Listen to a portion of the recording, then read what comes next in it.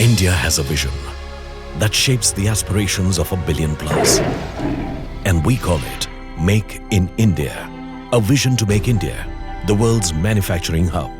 The nation's most ambitious program to lead India's enterprise to new heights of glory and creating 100 million jobs by 2022. India has infrastructure. India has technologies to constantly expand its capacities to innovate, thereby opening its gates in strategically picked 25 focus sectors of our economy, opening the floodgates of growth opportunities for new ventures with ease of doing business and initiatives designed to facilitate investment, foster innovation, and build a best-in-class manufacturing infrastructure. With its roar, the lion wakes up the world with visible signs of positive change. Industrial corridors are being created. Smart cities are taking shape, reinventing the wheel of progress to accelerate the growth. And the world acknowledges with a pack of proposals of rupees 1.10 lakh crore from the top global players to open a red carpet for the new enterprise from all over the world and India. The government organized Make in India Week in Mumbai from 13 to 18 February 2016 at the MMRDA grounds, Bandra Kurla Complex, Mumbai. With all the states and PSUs participating, Make in India Week gave a glimpse of India's grandeur in terms of its enterprise, infrastructure, and a willingness to partner in growth. It was an innovation to showcase, connect, and collaborate. Their chance to make in India and make your company. Institute of Company Secretaries of India took on the responsibility to partner the Ministry of Corporate Affairs in design and management of the pavilion at Make in India Week.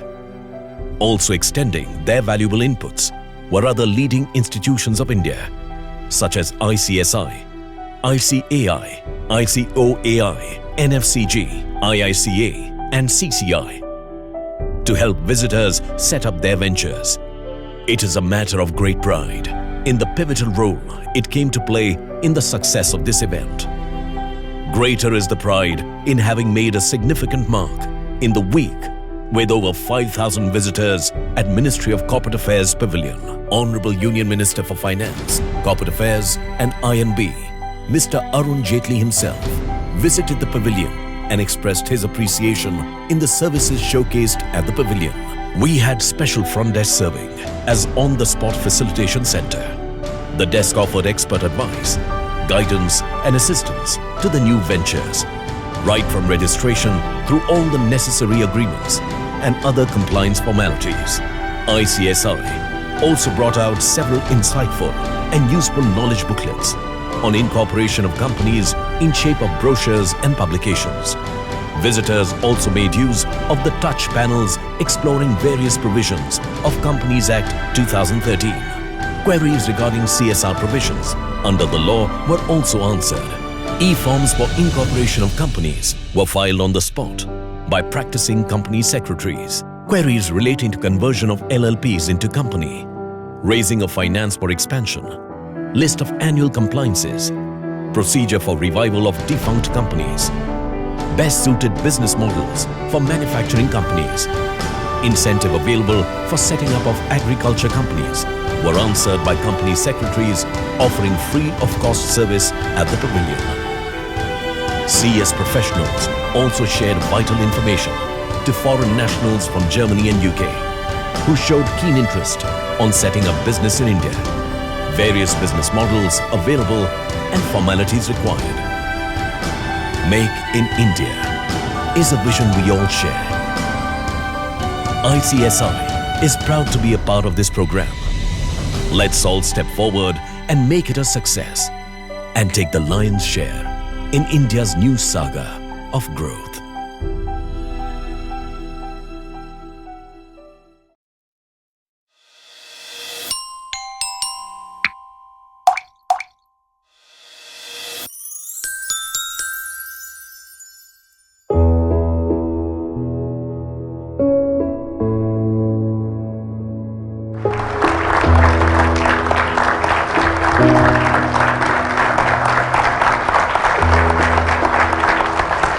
This ceremony marks the successful completion of a long journey in this region to eradicate polio.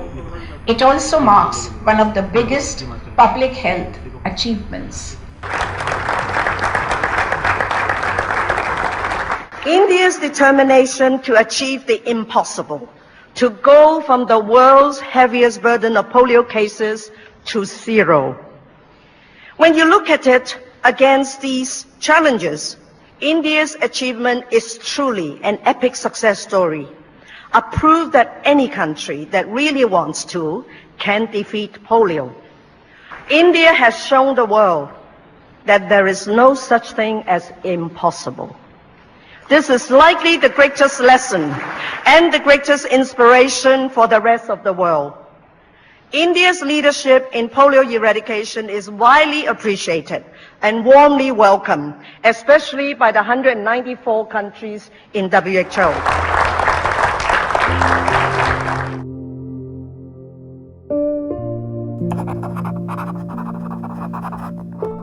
Oh gosh, Nancy, you're still here? You know, sir, I was watching a video and I need to talk to you about it. India is polio-free now and I want to do a story about it. Before 2009, India had registered nearly half of the world's polio cases. And that's a huge achievement. What do you think? I think it's a very good idea, Nancy. So you go ahead and I'll make all the arrangements.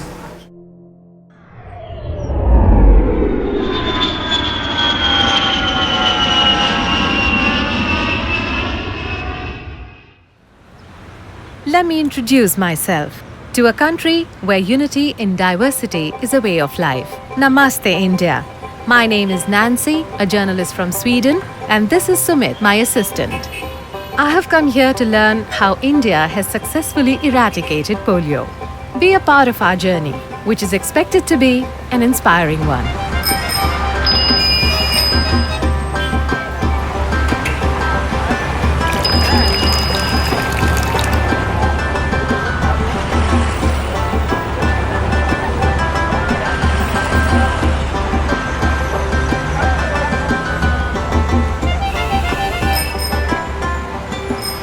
After a warm welcome in the capital city of Delhi, we head to the Ministry of Health and Family Welfare to meet Mrs. Anuradha Gupta.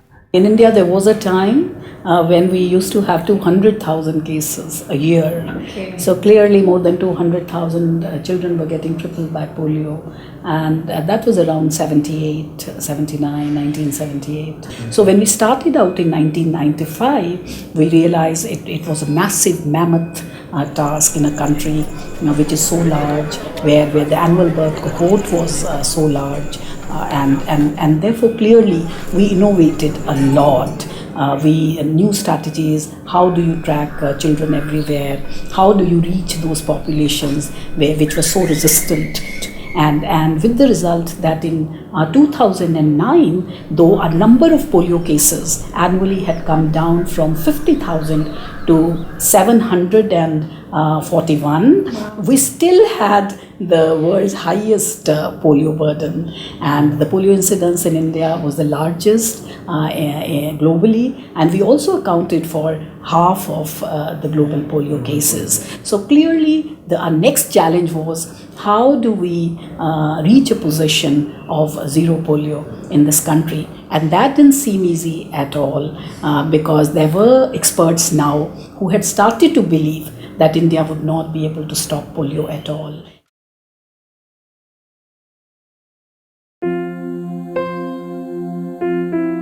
We have seen movements around the world to protect our environment. With us, it has become a part of our culture because we understand our environment. Saving the environment starts in our homes.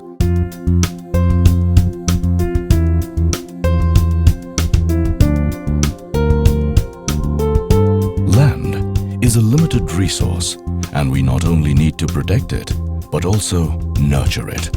In the last 10 years, the green cover in Delhi has grown from a mere 26 square kilometers to 300 square kilometers, with 14 city forests being densified.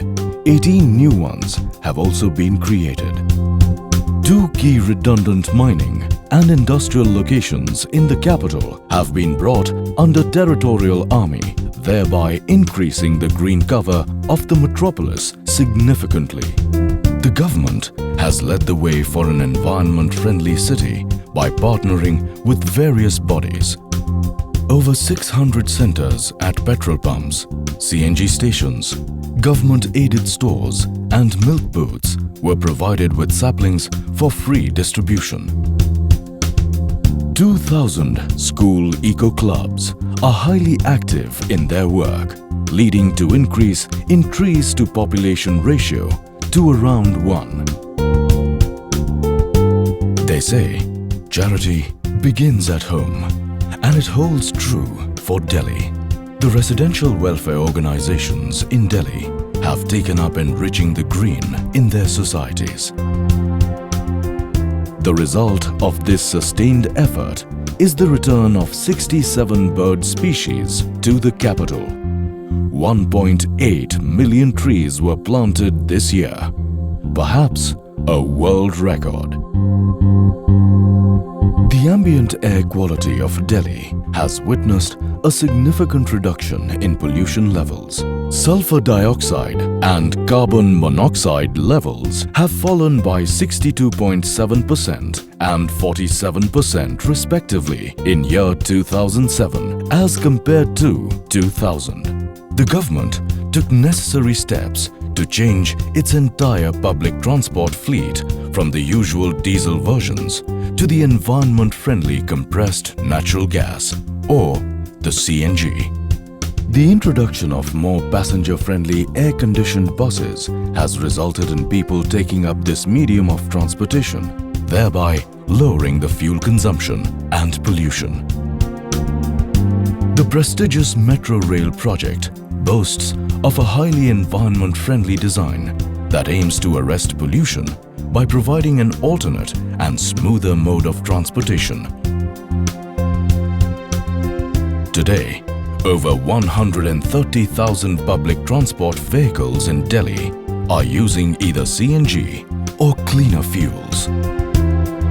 Delhi is driven towards keeping its waters enriched in their natural content. Greening of water bodies in 40 villages, development and installation of latest water purification systems.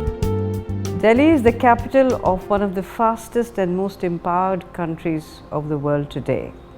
However, we have made it a law to see that every tree that has to be cut, 10 more are planted in its place. Apart from that, we have also got the largest fleet of CNG run public transport, which adds to the healthier atmosphere which many other cities do not enjoy because of fossil fuels. Delhi. For us, the best is not the end. It is the means to do better because we understand the environment.